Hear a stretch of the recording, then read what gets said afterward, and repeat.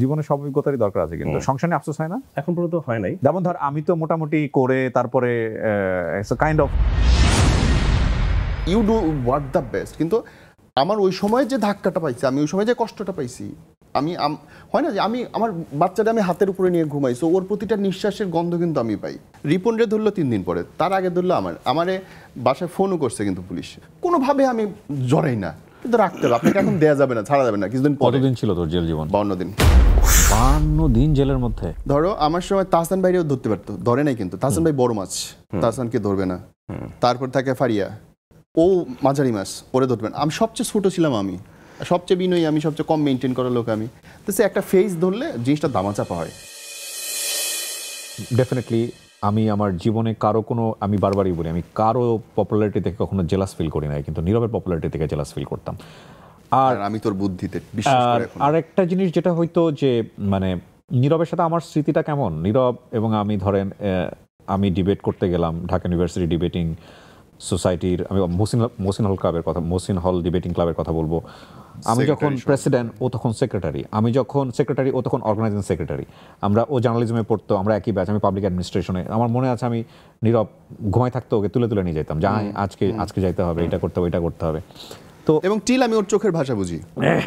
তো এবং নীরবের সাথে একসাথে কাজ করা, তো এই নীরবকে আমি খুব ভালো করে ক্লোজলি দেখতাম। কিন্তু এই নীরব ওর ব্রেনের ডেপথটাও আমার সামহাও, যেহেতু ডিবেট করতাম, ও কি করতে পারে, কোথায় কি বলতে পারে, কোন পাঞ্চটা দিতে পারে, কোথায় ফল্ট করতে পারে, আমার আইডিয়া ছিল। কিন্তু ও আমার সামনে দিয়ে আকাশ পরিমাণ পপুলার হয়ে যাচ্ছে, আর আমি সারাদিন কাজ করার পরেও 2 জন মানুষ আমাকে চিনতেছে না, আমি নিতে পারতাম না ওই সময়টাতে, ট্রুলি আমি নিতে পারতাম না। ঠিক আছে, কিন্তু তোর অনেকগুলো আপস অ্যান্ড ডাউন গেছে, আমারও গেছে, মানুষ জানে, ব্যক্তিগত জীবন থেকে শুরু করে সব জায়গাতেই। বাট আমরা চাইলেও লুকাইতে পারবো না কিছু, হ্যাঁ, আল্লাহ ওই যোগ্যতা আমাদের দেয়নি। যেমন আমার কাছে মনে হয়েছে যে তোর আরো বেশি মানে চিন্তা ভাবনা করে স্টেপ ফেলাটা উচিত ছিল, যেটা আমারও হয়তো প্রয়োজন ছিল। যেমন এই যে জেলে যাওয়ার ব্যাপারটা আমি যদি বলি, কিউ নাকি যেন একটা ছিল, মানে এটা কি খুব দরকার ছিল? তুই তো খুব ভালো কাজ করছিস। আমি তখন সিটিএফএম এ চাকরি করি, রিপন আমার অনেক দিনের প্রডিউসার, নাটকের প্রডিউসার, আমি নাটকের অ্যাক্টিং করতাম। আমার বন্ধু টাইপ বললো, আয় না আমার সাথে একটু কাজ কর, একটা ভালো কাজ হইতেছে। আমি গেলাম, দেখলাম যে অনেক মানুষ, কোটি কোটি মানুষ, সবাই কাজ করতেছে, আমি চাকরি করলে অসুবিধা কি? গেলাম চাকরি করতে, ঘটনা ঘটলো এরকম। মানে তুই কেন জেলে, আমরা যদি অন্যান্য প্ল্যাটফর্মও দেখি, ওইখানকার যারা ফাউন্ডার তারা গেছে, তুই মার্কেটিং এ ছিলি। আমার কি ধারণা, ধামাচাপা দেওয়ার জন্য একটা ফেজ দরকার হয়। ধরো আমার সময় তাহসান ভাইরেও ধরতে পারতো, ধরে নাই কিন্তু তাহসান ভাই বড় মাছ, তাহসানকে ধরবে না। তারপর থাকে ফারিয়া, ও মাঝারি মাছ, ওরে ধরবেন। আমি সবচেয়ে ছোট ছিলাম, আমি সবচেয়ে বিনয়ী, আমি সবচেয়ে কম মেনটেন করার লোক, আমি তো সে একটা ফেজ ধরলে জিনিসটা দামাচাপা হয়। ধরো সেই সময় দেখবো যে কয়দিন পর পর নতুন নতুন ইস্যু আছে, একটা ঢাকতে আরেকটা ইস্যু আছে, একটা ঢাকতে আরেকটা ইস্যু আছে। রিপন রে ধরলো 3 দিন পরে, তার আগে ধরলো আমারে বাসায় ফোনও করছে কিন্তু পুলিশ, যে ভাই আমরা আসতেছি, মানে বুঝাইতে যে আমি জানতে একটু সরে যাই। আমি তো যাইনি ভাই, আমি মনে করি যে সঠিক জিনিসটা মানুষের জানা দরকার। আই ওয়াজ অ্যান এমপ্লয়ি, তাও আমার পার্মানেন্ট হয় নাই চাকরি, আমি এখনো 1 মাসের বেতন পাই, আমরা দেয় নাই। কিন্তু কি আমি বলি একটু, আমি তো আমার একটা অভ্যাস আছে, আমি হচ্ছে যে আমি কাউকে ডিরেক্টলি না বললেও ইনডাইরেক্টলি বলার চেষ্টা করি। তুমি যখন একটু জয়েন করছো তখন আমি জানি না, আমার তখনই মনে হচ্ছে ইট ওয়াজ এ রং ডিসিশন। এবং আমি আফতাবের মাধ্যমে বলছি যে মামা একটু বলি সরে, যে মানে সামহাও তখন তো আরও কয়েকটা নিয়ে কথা হচ্ছে, আমি ও কিন্তু রং ডিসিশন নিতেছে। এবং ও যেহেতু জব করতেছে, অন্যরা তো মানে অ্যাম্বাসেডর বা ব্র্যান্ড অ্যাম্বাসেডর এই টাইপের, ও যেহেতু জব করতেছে ও কিন্তু এবং এই জায়গাগুলোতে ফাঁসবে। চাই না, আমার 6 সেন্স অনেক ভালো, আমার 6 সেন্স আমি ধরে না। এবং সবচেয়ে ভয়ানক হচ্ছে বিচারকদের সামনে, মাননীয় বিচারকদের সামনে গেলাম, কোনোভাবে আমি জড়াই না, কিন্তু রাখতে হবে, আপনাকে এখন দেওয়া যাবে না, ছাড়া যাবে না কিছুদিন পরে। কতদিন ছিল তোর জেল জীবন? 52 দিন। 52 দিন জেলের মধ্যে? It is. এবং আমি অলওয়েজ বলি এই কথাটা, আমার মানে আই ফিল ব্যাড, আমার তখন মেয়ে সবেমাত্র কথা বলা শিখতেছে, ওরে খোদা, মানে আমি জানি না, আমার বুকটা কেটে দিলেও হয়তো আমার এই ক্ষত কোনোদিন পূর্ণ হবে না। যে ধর আমি আমার মেয়েরে জড়াই ধরতে পারতাছি না, কি প্রিয়া, আমি আমার পুতুলটারে জড়াই ধরতে পারতাছি না, এবং ওরা আমি চুমু দিতে পারতাছি না, মানে আমি ওর গায়ের গন্ধ পাইতাছি না। আমি না, আমার এই ক্ষতিটা যারা করছে আমি কোনোদিন মাফ করবো না। আমি আল্লাহর কাছে বলে রাখছি, আল্লাহ দেখো, you do what the best, কিন্তু আমার ওই সময় যে ধাক্কাটা পাইছি, আমি ওই সময় যে কষ্টটা পাইছি, আমি হয় না যে আমি আমার বাচ্চাটা আমি হাতের উপরে নিয়ে ঘুমাই, সো ওর প্রতিটা নিঃশ্বাসের গন্ধ কিন্তু আমি পাই। এবং আমি এখনো অভ্যস্ত আমার এবং বাচ্চা আমি নিয়ে বইতে। যেটা দেখলাম তোর wife say Oh my God, she রাস্তায় fight দাঁড়াইছে through. প্ল্যাকার্ড নিয়ে। কারণ ও জানে যে আমি কোনো ফল্ট করি নাই। আমি চাকরিজীবী মানুষ, আমি 2001 সাল থেকে চাকরিই করতেছি, কোনোদিনও ব্যবসা করি নাই, চাকরি করেই আসছি। তো ওই প্রতিষ্ঠানে না, ওই আরেক প্রতিষ্ঠানে। এর আগে তো আমি জানতামই না কোনোদিন যে চাকরি করলে চাকরিজীবীর নামে কোনোদিন ফল্ট হইতে পারে। ও মাই গড, আল্লাহ মাফ করুক। এবং তাও লাকিলি মানুষ জানে, মানে জানো সাংবাদিকতা নামে যা হয়। আমার এই ঘটনাটা হওয়ার আগে ভুঁইফোর একটা পত্রিকায় সাংবাদিক আমারে ফোন দিয়েছে, ভাই আমার এটা উঠায় দেন, নাইলে এটা করবো। কোনো কারণই নেই পাত্তা দেওয়ার। আমি বলছি ঠিক আছে আপনার এটা করেন, মালিকের পর্যন্ত যদি পৌঁছান, আমি যদি আমার ক্ষমতা থাকে উনি আমার শুনে আমি হয়তো বলতে পারি। উনি রিপোর্ট করলেন, ভুঁইফুই সাংবাদিক, সেই পত্রিকাটা কি বলে রেফারেন্স টাইনে RTV নিউজ করলো। আমার একবার জিজ্ঞাইছোস হু আই অ্যাম। আমি সাংবাদিকতা অনার্স করা, মাস্টার্স করা, ইত্তেফাকে আমার সাংবাদিকতা করছি, আমি বোর্ডে কাগজে আমি সাংবাদিক করছি, দায়িত্বের দিনে আমি সাংবাদিক করছি, মানব জমিনে আমি সাংবাদিক করছি। আমি একটা পত্রিকায় নির্বাহী সম্পাদক ছিলাম, পত্রিকাটার নাম হচ্ছে বিনোদন, যেটা হচ্ছে অধ্যাপক ইউনুস সাহেবের ভাই চালাইতেন, জাহাঙ্গীর সাহেব ব্র্যাকের জন্য পত্রিকা। আমি সাংবাদিকতায় 13-14 বছর। এবং এটা ঠিক যে ওর একাডেমিক পড়াশোনার পাশাপাশি ওর যে ক্যারিয়ারটা, মানে ও কিন্তু নিজের খরচ নিজে চালাইতো। আমরা সবাই বাপের কাছ থেকে নিয়ে এসে চলতাম, ও চালাইতো। এবং আমার মনে আছে আমি যখন সেকেন্ড ইয়ারে আমার প্রথম কম্পিউটার কিনছিলা তুমি? বড় কম্পিউটার ছিল। প্রথম যখন আমার রেজাল্ট খারাপ হলো, আমি নীরবের কাছে গিয়ে বললাম যে দোস্ত আমি এবার কাজে ঢুকতে চাই, কারণ আমি কোনোভাবেই বোধহয় ফার্স্ট ক্লাসটা ব্যাক নিয়ে আসতে পারবো না। যদিও ফার্স্ট ক্লাস আসছে, ওটা অনেক পরের গল্প, কিন্তু নীরব আমাকে নিয়ে গিয়ে ভোরের কাগজে ঢুকাই দিল।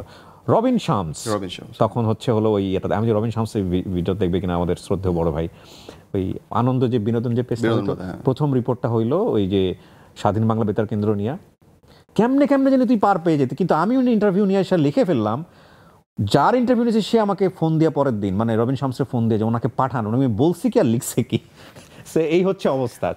আমার জীবনের প্রথম কর্মসংস্থান হচ্ছে নীরবের মাধ্যমে। হ্যাঁ, সাংবাদিকতা করছো? হ্যাঁ, ভোরের কাগজ দিয়ে আমার শুরু।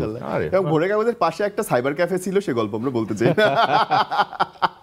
এটুকু না, আমাদের এবার একটু বিরতি নিতে হবে, ছোট্ট একটা বিরতি। সাইবার ক্যাফের সন্ধান কে দিছিল? ওকে বাই দ্য ওয়ে, আমি একটা আমার নিজের রিকশা ভাড়া করে নিয়ে গেছি।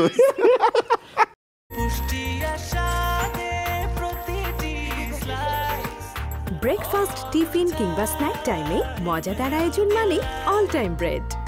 তোর বাড়ি হচ্ছে চাঁদপুরে, রাজবাড়ি। তোর ফ্যামিলিটা নিয়ে একটু বল আমাদেরকে, অনেক দর্শকই হয়তো বা জানে না। আমার আব্বা আমার দুজনই মুক্তিযোদ্ধা, এটা তো অনেকেই জানে। বড় ভাই সরকারি কর্মকর্তা, বাণিজ্য মন্ত্রণালয়ের ডেপুটি সেক্রেটারি এখন। ভাইয়ের একটা বাচ্চা, আমার একটা মেয়ে। আমার ওয়াইফ বাংলাদেশের অন্যতম সেরা অভিনেত্রী লাবণ্য লিজা, নাটকের সেটে পরিচয়, তারপরে বিয়ে থা, এবং তারপরে আমার চোখের সামনে। হ্যাঁ, ও সিঙ্গেলই রয়ে গেল। তুই বিয়ে শাদী করিস না এখনো? পাগল কেন? একটা থাক না গাছ, মানে বিগ ক্লাব।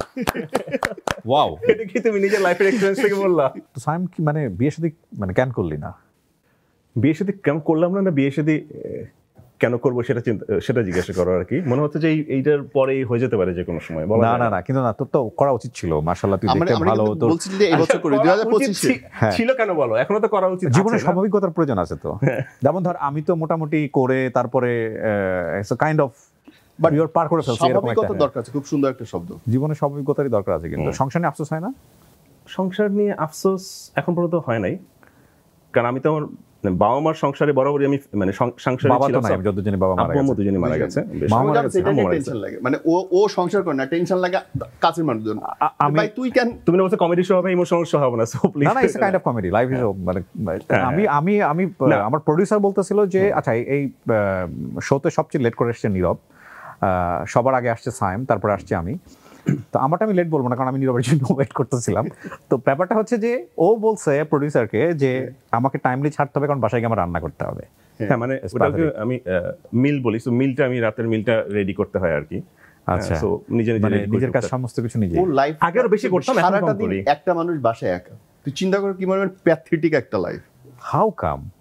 না, আমি একটু হোমসিক টাইপের। আমি কাজের পরে, ওয়ার্কআউটের পরে ম্যাক্সিমাম হয়তো ফ্রেন্ডের সাথে লাগে, ফ্রেন্ডের সাথে এক কাপ চা খাই, দ্যাটস ইট। আমি অস্থির লাগা শুরু হয় বাসায় যাওয়ার জন্য।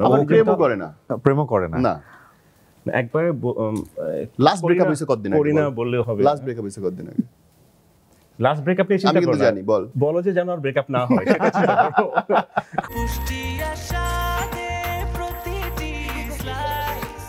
ব্রেকফাস্ট, টিফিন কিংবা স্ন্যাক টাইমে মজাদার আয়োজন মানে অল টাইম ব্রেড। ও আমাদের খুব আদরের ছিল। আমরা যদি একটু মানে স্মৃতি রোমন্থন করি, সেটা হচ্ছে যে আমাদের যে টিমটা ছিল 8 থেকে 10 জনের যে টিমটা, আমাদের অনুষ্ঠানে বসে আমরা মিস করছি পলাশকে, এখন সুইডেনে আছে। আমরা মিস করছি বিপ্লব পাবনাতে, সে এখন বাংলার টিচার, খুব ভালো আছে। ওর ডিপার্টমেন্টের বোধহয় ও চেয়ারম্যান। বিভিন্ন রকম কারক সমাস পড়াইতো, মনে আছে? এগুলো বলা যাবে না এখানে। ওকে, আর তানিয়া তো আমার ইউটার্নের, সো তানিয়া আপা বলতেছে, নুদ্রা তো আমেরিকাতে, তানিয়া কোথায় আছে আমি জানি না। নওশিন তো আমাদের জুনিয়র, সেকেন্ড ব্যাচটা যে বলবো। নওশিনকে চিনবেন আপনারা, অভিনেত্রী নওশিন, হিল্লোলের স্ত্রী। এইভাবে পরিচয় দিলে আবার খেপে যেতে পারে। ওকে, সো নওশিন আমাদের দুজনের ফার্স্ট কো অ্যাঙ্কর, আমার বলো দুজনের ফার্স্ট টেলিভিশনে ফার্স্ট দুজনে একসাথে শুরু, জেগে আছো কি? রাইট।